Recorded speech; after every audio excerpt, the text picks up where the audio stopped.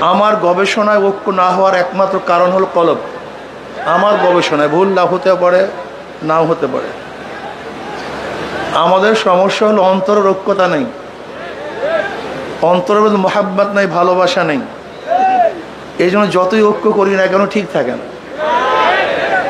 এই জন্য আমি মনে করি যে আমাদের কলবের ঐক্য যদি হয় তো সে ঐক্য ভাঙবে না। দেখেন, স্টেজ ফিটিং ঐক্যের কোনো মূল্য আমি কোনোদিনই দেই নাই, এর কোনো গুরুত্ব আমি মনে করি না।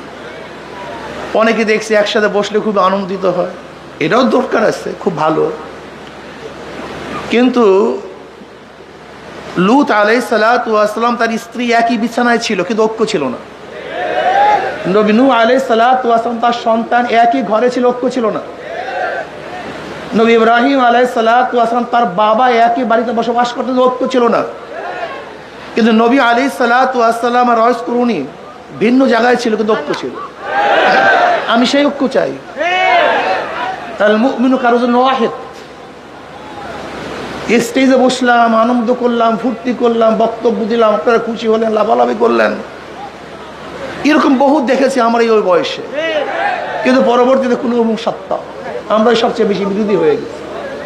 তা আমরা কি পারি না কলবে ঐক্য হতে, ইসলাম হুকুমাত কায়েম করার জন্য ঐক্য হতে, নিজের সমস্ত স্বার্থকে জলাঞ্জলি দিতে, ইসলামের স্বার্থকে প্রাধান্য দিতে, ইসলাম হুকুমাতকে কায়েম করার জন্য কি চেষ্টা করতে পারি না? যদি আসল ইসলামী হুকুমাত কায়েম করতে চেষ্টাই করি, ঐক্যতাই চাই, তা ছাড় দিতে পারবো না কেন? আমি এই স্টেজে বললাম, ইসলামী আন্দোলন বাংলাদেশ কোনো ভুল যদি থাকে আপনার ওলামায়ে কেরাম ধরিয়ে দিবেন। যদি মনে করেন এইটা বাদ দিতে হবে, সেইটা বাদ দিতে হবে, সেইটা বাদ দিতে হবে, বাদ দেবো। ঐক্য চাই, স্থায়ী ঐক্য চাই, বুনিয়ানুম মারসুসের ঐক্য চাই। স্টেজ ফিটের ঐক্য আমি কোনোদিনই পছন্দ করি না, কোনো মূল্যই আমার কাছে নেই। আফগানিস্তানে কলবি ঐক্য ব্যতীত বিশাল একটা জয় করেছিল, পরবর্তীতে তাদের মধ্যে সবচেয়ে বেশি মারামারি কাটাকাটি হয়েছে। কিন্তু পরবর্তীতে এককভাবে নেতৃত্ব দিয়েছে, আর কোনো মারামারি কাটাকাটি হয়নি। আপনি কি ভেবেছেন?